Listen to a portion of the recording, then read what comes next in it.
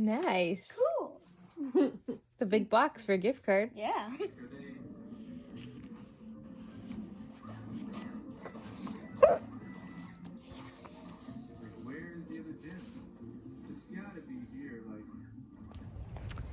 Good morning. It is Christmas Eve morning. This is a pretty kind of typical foggy Christmassy kind of weather here. Not super cold, but definitely quite chilly. I don't know if I was guessing 45, it feels like. Although I think I don't even know if it got to 50 yesterday all day. So today actually feels quite a bit warmer. Anyhow, taking the dog for a short walk right now, and then I'm gonna head over to the store and get some provisions as well as to the donut shop for more provisions. So the big kids spent the night last night. All three actually spent the night Tuesday night. Wednesdays we have them normally, but because we're not doing like big like family Christmas this year, we basically did like our Christmas with the kids yesterday, but then we decided to have them over, the big kids over one more night. Come on, buddy. My mom wants to make fudge with the kids today. So that's going to be happening, and it's going to be a cozy readathon day for the first like half or so of the day. So it's, I don't know, like 7:45 or something now. Holly's still asleep, and I'm going to run over to the store and grab our provisions, and then I just got distracted and totally lost my train of thought. Yeah, the kids are going to be going home around like 2 or so. So we only have part of the day, but we're going to have basically the rule is half your plate has to be fruits and veggies and half your plate can be junk. So we get Doritos, and then we have the donuts, and then we'll be making fudge with my mom today. So combination of reading and fudge making today before they go home to be with their parents and the baby. So that's what we've got going on for today. I started A Christmas Carol last night, and I've been reading a bit this morning, and I think I'm like 60 pages in or so. He's with the ghost of the ghost of Christmas past. I was gonna say of future past. That doesn't make sense. Anyway, so it's the first time I've actually read the actual book of A Christmas Carol. And I'm really enjoying it. I have a really cool edition, and my favorite, so I want to know, what is your favorite adaptation of A Christmas Carol? Mine is the old Mickey version where, Uncle Scrooge is Ebenezer Scrooge, and Mickey is, what's his name? I'm blanking on his name. The other guy. And Goofy is Marley, and we get a nice wahoo as he leaves the first night to walking out of Scrooge's house, or walking out of Scrooge's bedroom. Watch out for that first step. Wahoo! Anyway, yeah. So that is my favorite version. I have not seen the newer. Is there a Jim Carrey version that's the newest one? I haven't seen that one, and if I've seen the Patrick Stewart one, it's been a really long time, so maybe I'll watch an adaptation today. I know that after the kids go home, I think my parents and I, when my dad gets home from work, are gonna watch Love Actually, which is kind of a Christmas tradition of ours. So anyway, that's what is up right now. My hands are freaking freezing. So we're gonna head to the store and then come home to cozy readathon day. Put on a hat because Holly is asleep in my bedroom, so I wasn't going to be able to rectify my bed head before I went out. It's actually 38 degrees. No wonder my hands are freezing. I guess my coat is doing its job. The other thing I'm reading is Louise Penny's How the Light Gets In, which is number 9 in the Armand Gamache series, and I'm just maybe 50 pages or so into that. I just love this series. It kind of straddles the line between cozy and literary mystery. It's a we're following a detective inspector, the head of homicide, Armand Gamache, and it takes place in Quebec. And then the town of Three Pines, kind of the cozy little town of Three Pines, is usually involved in some way. The last book we actually didn't ever go to Three Pines, but in this one, the person who ends up dead is a friend of Myrna, the bookshop owner from Three Pines, and she just recently visited. So we it's nice to get back to our Three Pines friends, including the foul-mouthed, snarky Ruth, the poet, and her duck Rosa. So after I finish A Christmas Carol, I'll be back to How the Light Gets In. And Holly, I believe, will be reading Anna James's Tilly and the Book Wanderers, or Pages & Co., Tilly and the Lost Fairy Tales. We're budding reading that this month, and I checked, I happened to sneak where her bookmark is. I think she's on like a page 140 or so, and I finished it last week, I think last weekend. So we'll see how far she gets ahead in that one. And then for Sammy, I just got him the first Dogman graphic novel. So he's a learning reader. So I thought it would be fun to find a graphic novel that wasn't more of an early reader kind of book, a lot smaller words. And so he seems to be into that. He also loves drawing. So yesterday, at first he thought he was in the mood to read, and he was looking at it, and then he decided he wasn't in the mood to read, but the book inspired him to do a drawing. So that's kind of where he is with that. And then, as I said, I guess we'll kind of be in and out with my mom helping with the fudge making. So I'm not a fudge person myself. Just my whole life, my mom makes fudge, not every year, but she's a chocoholic, and we have the C's recipe, and so she always uses the same recipe, and it just doesn't do anything for me. I really like dark chocolate, and when I want sweets, I don't want to waste my sweets on fudge. It just doesn't do anything for me. The donuts sitting next to me, that's where it's at. And pie.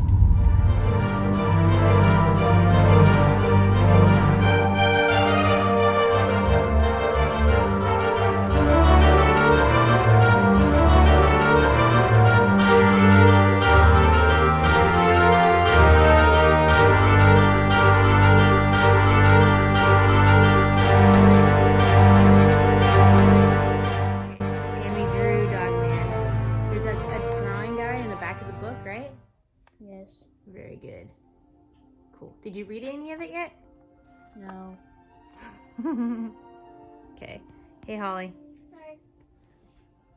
Hi. Where are you in the Book of Fairy Tales, or the Lost Book of Fairy Tales? I'm like halfway on page 179. So, have Oscar and Tilly gone into the fairy tales yet? Yes. So, all right. When I was in that part, I'm not sure exactly where you are, but they got into a situation where when I was reading it, I felt like, how could they possibly, they're in a sticky situation. I couldn't see like a resolution. Are you feeling that?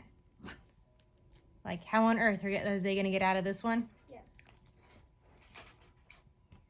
Agreed. I don't want to ruin it for the Yes. Yes. It made me feel that feeling, like I really was worried about them.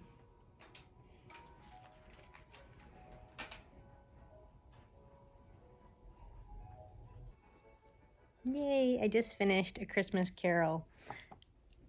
As I was reading this, I think I realized that this story, which I've known of this story due to the Mickey's Christmas Carol, since I was, as long as I can remember, since I was really little. We used to always watch it at my grandparents' house. And I think maybe that's the heart of why I love stories like Frederick Bachman's A Man Called Uva, and a few of his other books as well, where we have kind of a surly, grumpy unlikable character to begin with, and then through experience with other people, usually in relationships, that person grows. Eleanor Oliphant is completely fine as another example of that, and I think that maybe that comes from kind of the heart of A Christmas Carol. So that was absolutely lovely, and I can certainly see reading this again in the future. So the kids have now gone. They were only here till about 1 or so. So they can go home and have, Christmas Eve and all with their family. So I think I'm actually going to go do a workout on the patio and then get myself cleaned up and probably just get back to reading and pick back up How the Light Gets In. So I'm reading How the Light Gets In, and I found a good little passage that I think gets at part of why I love these books so much. And it's the character of Gamache. So he's a detective. He's the head of homicide. And it's these little things about life and people that he notices. So he's in the house of a woman who has recently been murdered. Not really looking for clues of her death, but looking for clues of her life to understand her better. And she has a book on the nightstand. And he is reminiscing. He opened it to the bookmark and deliberately turned the page. He read the first sentence, words Constance Oulet would never get to. As a man who loved books, a bookmark placed by the recently dead always left him sad. He had 2 books like that in his possession. They were in the bookcase in his study. They'd been found by his grandmother on the bedside table of his parents' room after they'd been killed in a car accident when Armand was a child. Every now and then he pulled the books out and touched the bookmarks, but hadn't yet found the strength to pick up where they left off, to read the rest of the story.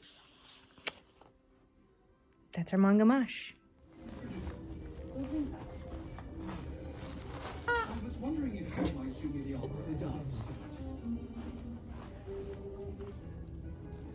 Where do you see yourself settling? Ready. Another excellent question.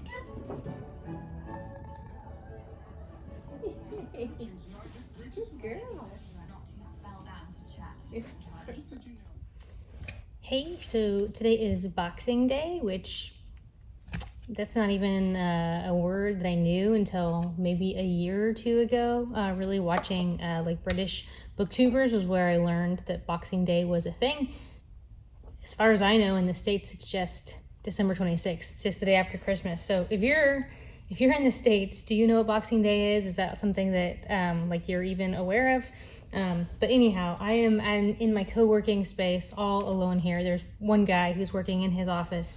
But when you're in the fitness and nutrition industry, you can't take, the week between Christmas and New Year's is it's crunch time. So I need to get some work done. But I wanted to give you a little bit of an update about how my Christmas was, what I'm reading, that kind of thing. So it was just my parents and I at home for Christmas yesterday. We just had a lovely chill day. I made this really good pork loin roast with maple glazed apples and onions. So that was really good. And she makes us a really amazing sweet potatoes where she whips in some brown sugar and then of course the marshmallows on top.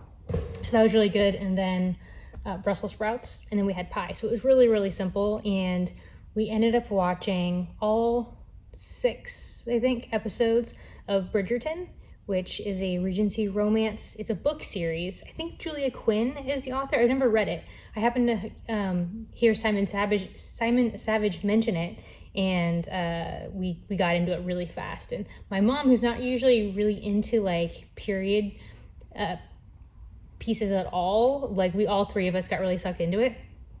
A little bit awkward. There's some kind of racy scenes there, so a little bit awkward to watch with your parents, but we made it through all right. And then I don't really think I read much at all yesterday, but I'm a third or more through How the Light Gets In by Louise Penny. And in this one, we have the continuing saga of Armand Gamache and who's the head of homicide for the Sûreté de Quebec.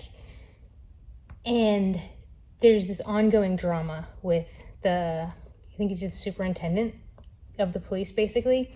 And so we have that kind of ongoing thing happening. There's a big tension in a relationship with a former employee of his that's happening. That's a really big part of the story. But the actual crime that's being solved has to do with this family of Quints. It was born, I think, in the 30s, I want to say, and like 5, quintuplet girls, and which were the first quintuplets to survive. First quintuplets who were born without the use of IVF to survive. And I looked it up, and that is actually a real thing. And then there was a movie made with the country doctor that had to do with it. So it was like how the movie made it look like their life was like this idyllic life, but it really wasn't so behind the scenes. And so we're getting to know more of that as it was the last of the Quints who was murdered, and that's the murder that's being investigated. So loving my Louise Penny. The other thing, I don't think I've really talked about this at all, maybe in passing like a couple vlogs ago, is the Confessions of St. Augustine. So we're reading this for my book club right now. And I am a little over halfway through. I'm on page 200 of like 340 something. And I became interested in reading this from one of the last books we read, How the Irish Saved Civilization. And it was talking about a lot of ancient writings, and which these Irish monks ended up transferring and basically maintaining after the fall of Rome. But it had me really interested in reading this, and particularly, so 2 things. So for anyone, just seeing the depth with which Augustine thought, and I think the lack of like modern distraction lends itself to more of that deep critical thinking and introspective thinking than we probably really practice today. And then particularly as a Christian too, the way that he just really reveres and really loves God. And so he's writing these where I am right now. Actually, he basically was just saved. He was just baptized, and he's been searching for all of his young life at this point via philosophers and great teachers and academics, wisdom and everything very Socratic method. Everything was based on logic, and so he kept searching for this. And so now when he's writing these confessions, it's when he's much older and he's looking back at these earlier times in his life. And yeah, it's just really profound. And I think particularly if you're a Christian, it will make you kind of question yourself as to like, am I thinking anywhere near as deeply as he did? And is my lacking? Does it grieve me in the way that it really should? And yeah, he just really makes me think. And then speaking of, or going back to Bridgerton, watching that reminded me of a book that I want to read. And so whenever I finish Louise Penny, I think I'm going to start The Name of the Rose, which I don't know a ton about. I just know, I think there's I think there is a prostitute kind of at the heart of this. And she's not a prostitute, but there was a character in Bridgerton, Sienna. She's a opera singer, and she's kind of the mistress of one of the main characters from Bridgerton. And it just, the feel of it made me think of this book. And I have this thing, I don't know if I'll do it or not, but I think my TBR kind of for January is going to be like influenced by like BookTube made me do it. So just kind of reading some books that I bought specifically because of either many booktubers had really hyped them up and really loved them, or a specific booktuber really liked a particular book, and so I bought it. So The Name of the Rose is one that Jen Campbell really likes, and I had bought this, I don't know, at least a year ago on her recommendation. And so I'll be getting to that soon-ish. So for now, I need to get back to work, so I'm gonna wrap this vlog up right here, but I hope everyone had a Merry Christmas if you celebrate Christmas. If you don't, I just hope you had a lovely couple of days, and thank you for watching. See you around the tubes.